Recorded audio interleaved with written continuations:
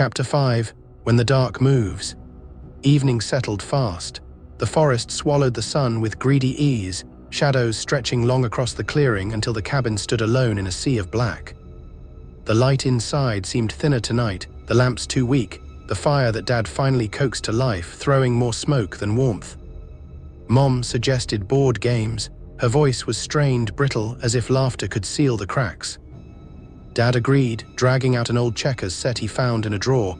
Daniel sat with them, but his eyes kept straying to the windows. Every curtain was drawn tight, but he swore he saw the fabric quiver as if something brushed against it from outside. Lily refused the game.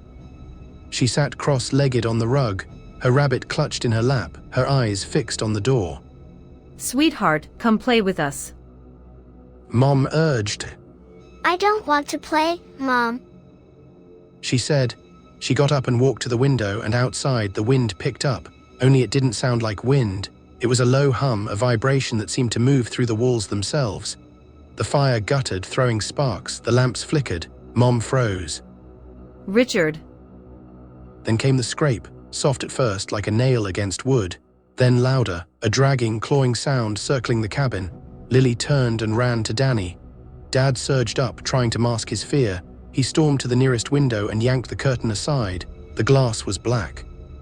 Not with night, but with something pressed against it, shifting, rippling, a shadow thicker than ink.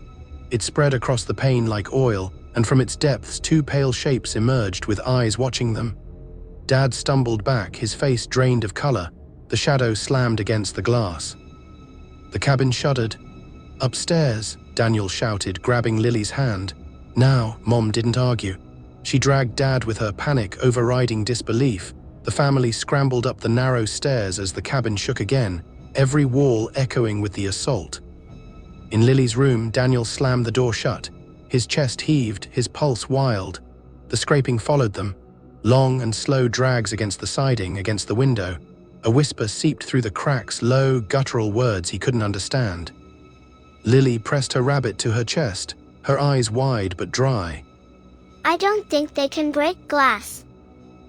Daniel stared at her. What? Another slam rattled the window. The glass bowed inward but held.